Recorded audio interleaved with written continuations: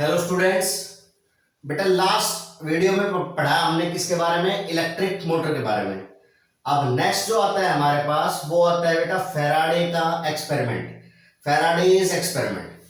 क्या एक्सपेरिमेंट था वो, देखो बेटा। एक हमने क्या किया, एक लूप बना लिया, एक कोयल बना ली कॉपर वायर की, ठीक है जी। और उसके दोनों एंड्स को हमने ज्वाइन कर दिया किसके साथ, गैल्वेनोमीटर के दोनों एंड्स के साथ।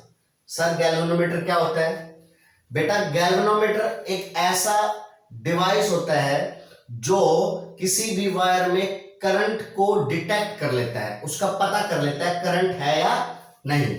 किसी गैल्वेनोमीटर में बीच में जीरो होती है बेटा यहां, और हमारी निडल ऐसे रहती है। अगर ये निडल लेफ्ट में डिफ्लेक्ट होती है तो इसका मतलब कि करंट है वायर में, और राइट में डिफ्लेक्ट होती है तो इसका मतलब वायर में करंट है, लेकिन जो पहले जिस डायरेक्शन में करंट था उसके अपोजिट डायरेक्शन में करंट है। तो कुल मिलाकर गैल्वेनोमीटर का काम होता है छोटे से छोटे करंट को डिटेक्ट कर लेना। कितना भी छोटा करंट हो उसके जो है डिटेक्ट करता है, पता करके बता देता है हाँ यहां पर करंट है। अब एक्सपेरिमेंट क्या था ये कि फैराडे ने क्या किया कि ये जो कॉइल है इसके पास एक बार मैग्नेट को रखा उसने। जब इसके पास बार मैग्नेट को रखा तो देखा भाई कुछ नहीं हुआ, लेकिन जैसे ही उसने इस बार मैग्नेट को इस कॉइल की तरफ मूव करना स्टार्ट कर दिया तो बेटा गैल्वेनोमीटर में डिफ्लेक्शन आ गया। जैसे ही इस कॉइल को इस बार मैग्नेट को इस कॉइल की तरफ हमने मूव किया तो देखा क्या कि गैल्वेनोमीटर में क्या हो गया, डिफ्लेक्शन हो गया। जैसे ही हमने इसको रोका, रोकते ही फिर डिफ्लेक्शन कितना हो गया, जीरो। फिर उसके बाद इस कॉइल को, इस बार मैग्नेट को इस कॉइल से क्या लेके गए, दूर लेके गए। जब जब हम इसको दूर ले जा रहे थे तब भी गैल्वेनोमीटर में डिफ्लेक्शन आ रहा था, लेकिन अब जो डिफ्लेक्शन था वो जिस डायरेक्शन में पहले आ रहा था उसके क्या आ रहा था, अपोजिट आ रहा था। जैसे ही इसको रोका फिर दोबारा से डिफ्लेक्शन हो गया। इसका मतलब अगर मैं इस बार मैग्नेट को लगातार इससे दूर ले जाता हूं या लगातार इसके पास लेके आता हूं तो गैल्वेनोमीटर में डिफ्लेक्शन होता है। इसका मतलब क्या प्रोड्यूस होता है, हमारा करंट। तो ये जो थी ये उसकी क्या थी बेटा, ऑब्जर्वेशन, कि भाई बार मैग्नेट को पास लेके आते हैं तो ऐसे होता है, दूर लेके जाते हैं तो ऐसे होता है। पास लेके आते हैं तो करंट पैदा होता है, दूर लेके जाते हैं तो करंट पैदा होता है, और बीच में इसको कहीं पे भी फिर रेस्ट पे ले आते हैं बार मैग्नेट के तो अचानक करंट क्या हो जाता है बेटा, जीरो। यही काम उन्होंने एक और कॉइल ली, यहां पर उन्होंने क्या किया है, एक दूसरी कॉइल ली, एक और सर्कुलर कॉइल ली, लेकिन उस दूसरी सर्कुलर कॉइल में क्या था, दूसरी सर्कुलर कॉइल में बेटा क्या था, करंट था। उसके साथ उन्होंने क्या जोड़ लिया, एक बैटरी और की जोड़ ली, ठीक। और उसके बाद जैसे ही इसको क्लोज किया तो इसमें करंट फ्लो होने लग गया। इस दूसरी कॉइल को जब इसके पास लाते तो डिफ्लेक्शन दिखाता, दूर ले जाते तो डिफ्लेक्शन दिखाता, लेकिन अगर इसका एक जगह रख देते तो डिफ्लेक्शन क्या आ जाता, हमारा जीरो। ये क्या थी, उसकी ऑब्जर्वेशन थी। और इसके बेस पर उसने क्या कंक्लूजन निकाला, वो क्या है, देखो बेटा। उन्होंने ये कहा कि भाई बार मैग्नेट के चारों तरफ होती है क्या, बार मैग्नेट के चारों तरफ होती है मैग्नेटिक फील्ड लाइंस। क्या होती है, मैग्नेटिक फील्ड लाइंस।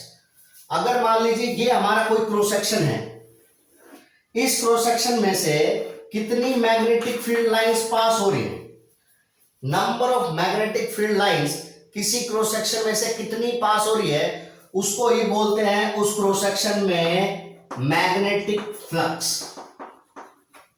ठीक है जी भाई, किसी भी क्रॉस सेक्शन में कितनी number of magnetic field lines pass हो रही है उसको बोलते हैं उस क्रॉस सेक्शन में कितना मैग्नेटिक फ्लक्स है।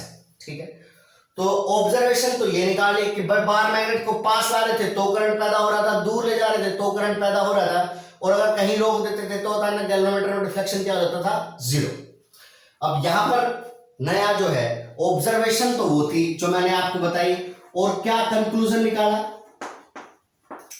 कंक्लूजन यही निकाल लिया कि भाई किसी भी जो हम कह सकते हैं क्रॉस सेक्शन में से कितनी number of magnetic field lines pass हो रही हैं, वो उस क्रॉस सेक्शन में होता है क्या, मैग्नेटिक फ्लक्स। क्या बताया गया कि जब इस बार मैग्नेट को या इस कॉइल को हम इस दूसरी कॉइल के पास लेके आते हैं, तो पास ले जाते हैं, तो इस कॉइल में से इतनी जगह में से जो number of magnetic field lines pass हो रही थी, वो जैसे जैसे पास लेके आ रहे हैं वैसे वैसे ज्यादा पास हो रही है। इसका मतलब मैग्नेटिक फ्लक्स की जो वैल्यू है वो जैसे जैसे वो कॉइल के पास आ रहा है, बार मैग्नेट या ये दूसरी कॉइल, तो मैग्नेटिक फ्लक्स क्या हो रहा है, बढ़ रहा है, तो करंट प्रोड्यूस हो रहा है। जैसे ही हमने रोक दिया तो मैग्नेटिक फ्लक्स जो है इंक्रीज होना या डिक्रीज होना बंद हो गया, तो करंट क्या हो गया, जीरो। जब हम इस बार मैग्नेट को या इस करंट कैरिंग कॉइल को इस दूसरी से दूर ले जा रहे थे, तो इतनी जगह में से जो मैग्नेटिक फील्ड लाइंस पास हो रही है अब वो कम होने लगी। अब कम होने लगी तो मैग्नेटिक फ्लक्स भी क्या होने लग गया, कम होने लग गया, और उसकी वजह से क्या प्रोड्यूस हो गया, हमारा करंट। तो इसका मतलब कि अगर हम किसी करंट कैरिंग कॉइल में से मैग्नेटिक फ्लक्स को लगातार चेंज करते रहे, या तो उसको लगातार इंक्रीज करते रहे या उसको लगातार डिक्रीज करते रहे, तो उस कॉइल में क्या प्रोड्यूस हो जाता है, हमारा करंट, जिसको हम बोलते हैं इंड्यूस्ड करंट। ठीक है जी। और इसी फिनोमेना को हम आगे चल के बोलते हैं बेटा क्या, इलेक्ट्रोमैग्नेटिक इंडक्शन। ठीक है। फैराडे का एक्सपेरिमेंट था, और फैराडे का एक्सपेरिमेंट जो था वो मैंने बताया क्या है, उनकी उसकी ऑब्जर्वेशन क्या है, और फाइनली कंक्लूजन क्या निकाल लिया, क्या, when the magnetic flux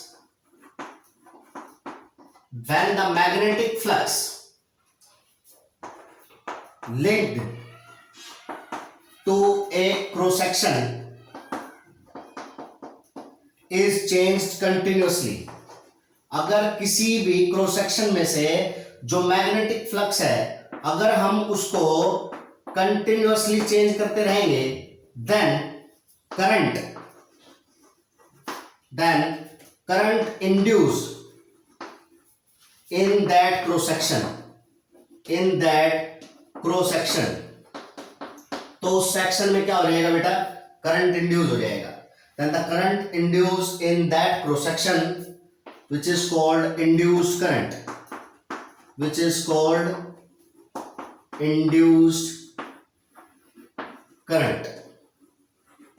and this phenomena is known as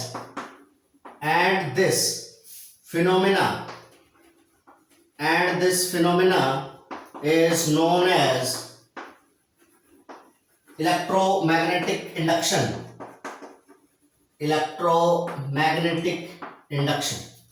और इसी फिनोमेना को क्या बोलते हैं हम बेटा, इलेक्ट्रोमैग्नेटिक इंडक्शन बोलते हैं। ठीक है जी। ये बेसिकली एक इंट्रोडक्शन सा बताया मैंने कि करंट कैसे पैदा हो सकता है, करंट इंड्यूस कैसे हो सकता है किसी कॉइल में। अगर आपको किसी कॉइल में करंट को इंड्यूस कराना है तो उस कॉइल के अंदर जो मैग्नेटिक फ्लक्स है ना उसको आप लगातार चेंज करते रहो, और लगातार